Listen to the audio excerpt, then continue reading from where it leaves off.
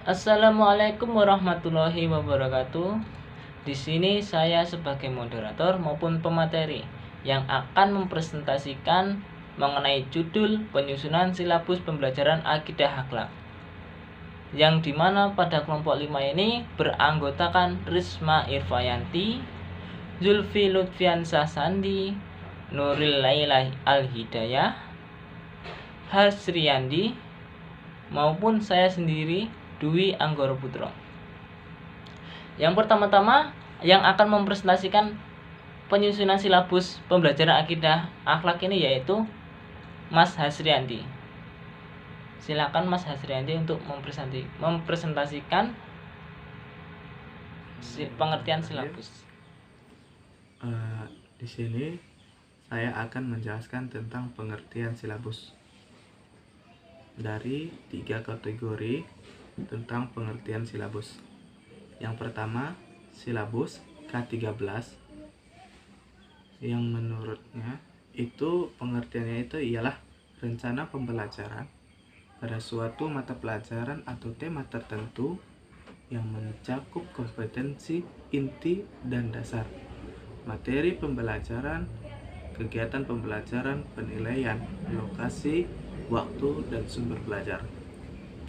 Yang kedua yaitu silabus KTSP, yang dimana pengertiannya ialah rencana pembelajaran pada suatu kelompok mata pelajaran dengan tema tertentu yang mencakup standar kompetensi inti, kompetensi dasar, materi pembelajaran, indikator penilaian, alokasi waktu, dan sumber belajar yang dikembangkan oleh setiap satuan pendidikan sekolah atau madrasah. Ketiga, arti silabus itu sendiri ialah rencana pembelajaran pada suatu kelompok mata pelajaran yang mencakup standar kompetensi dasar, materi pembelajaran, dan indikator pembelajaran kompetensi yang selanjutnya digunakan untuk penilaian hasil belajar. Jadi intinya itu silabus ya suatu kelompok mata pelajaran yang nanti mencakupnya itu suatu standar kompetensi dasar maupun materi pembelajaran dan indikator pencapaian kompetensi yang selanjutnya nantinya itu digunakan untuk penilaian hasil belajar. Oke, itu tadi ada pengertian dari silabus sendiri. Nah, selanjutnya yaitu mengenai fungsi silabus yang akan dipresentasikan oleh Mbak Risma Irfayanti. Silakan Mbak Risma Irfayanti untuk mempresentasikan apa itu fungsi silabus. Di sini saya akan membahas mengenai fungsi dari silabus pembelajaran. Fungsi dari silabus pembelajaran di sini ada beberapa, yang diantaranya adalah yang satu sebagai acuan dalam pengelolaan pembelajaran dan juga penilaian hasil belajar. Dan yang kedua, penyusunan penyesuaian materi pelajaran, aktivitas peserta didik, dan juga evaluasi pembelajaran. Dan selanjutnya adalah pedoman atau acuan penyusunan rencana pembelajaran berdasarkan SKA dan juga standar ISI. Dan yang terakhir adalah hasil dari pengembangan silabus dalam bentuk perangkat pembelajaran ini berfungsi sebagai alat untuk aktualisasi kurikulum secara operasional pada tingkat satuan pendidikan sehingga memudahkan guru dalam melakukan pembelajaran.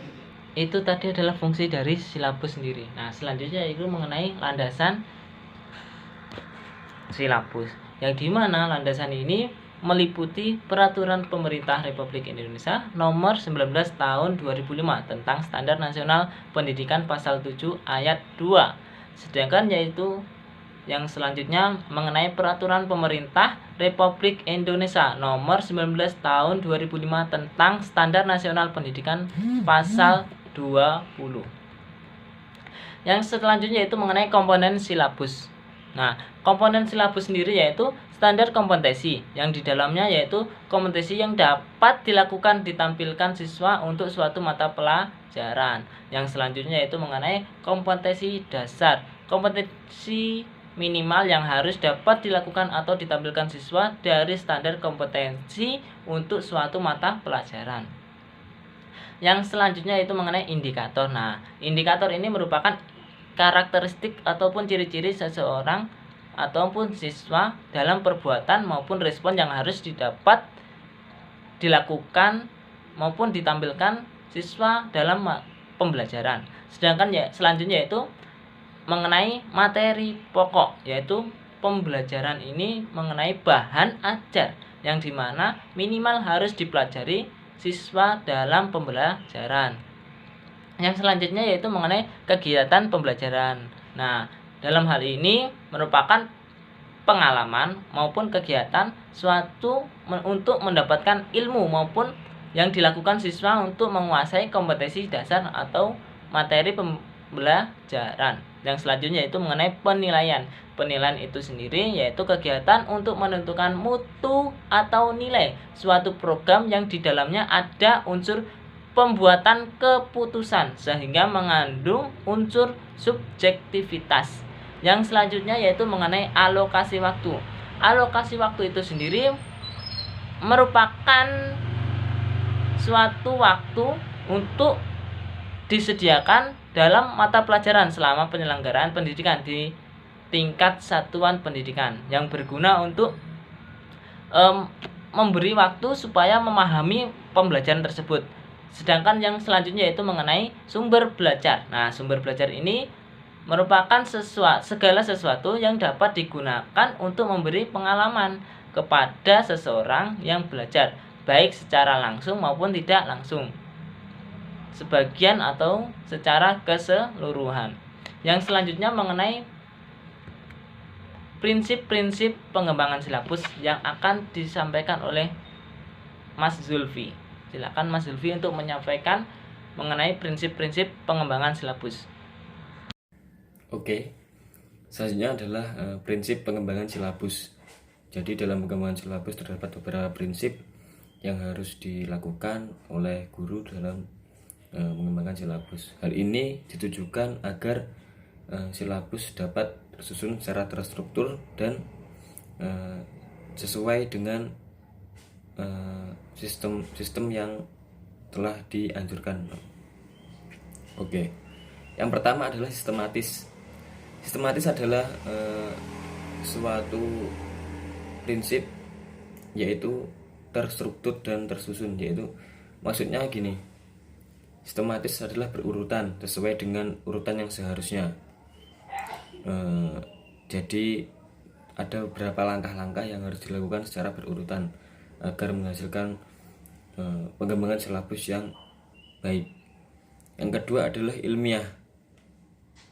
Ilmiah maksudnya semua langkah-langkah kita, semua apa yang kita terapkan di situ harus berhubungan dengan ilmu. Artinya ada dasar keilmuan yang mendasarinya. Hal ini untuk menjaga validitas, kevalidan dalam pengembangan silabus.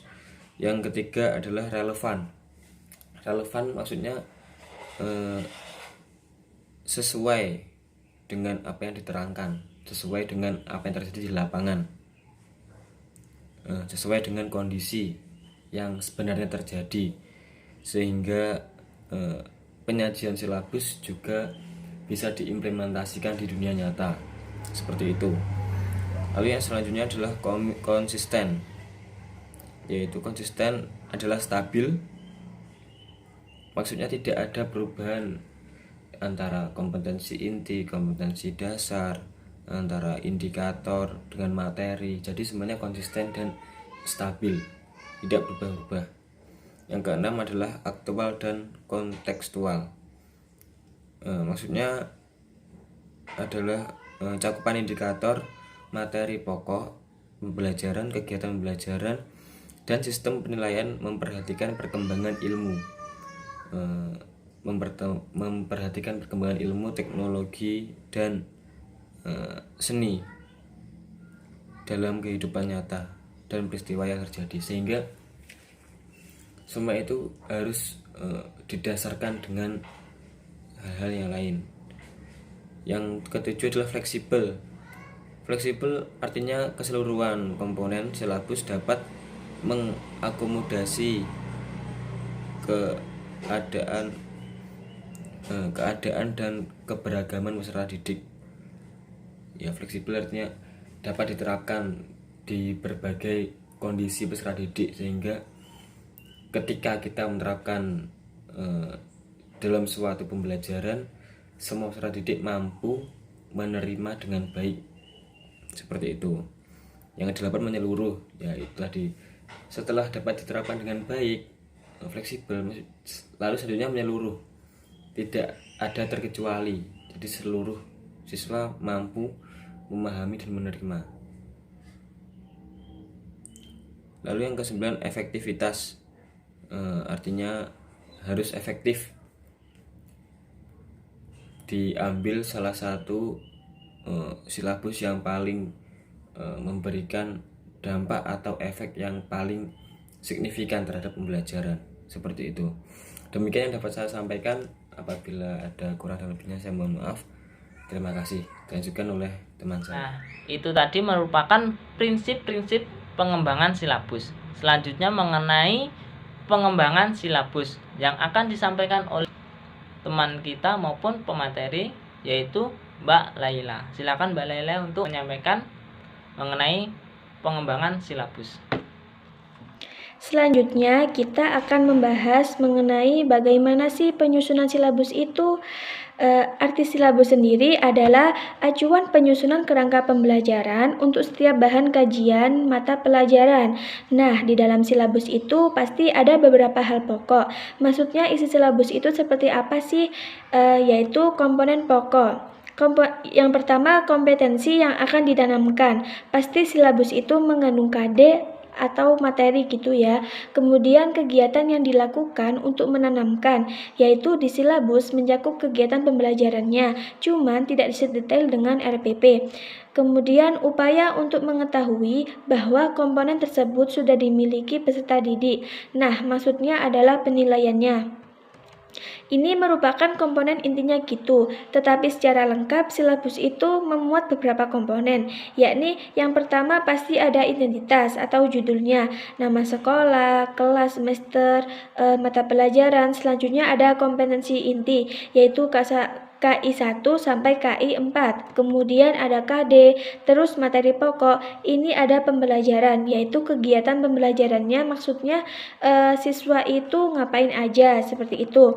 Kemudian ada penilaian, waktu, dan sumber belajar, format dan komponen silabus. Yang pertama, pengisian kolom silabus, yakni identitas mata pelajaran, diisi dengan nama, mata pelajaran, kelas, semester, ya seperti itu, pokoknya intinya itu identitas.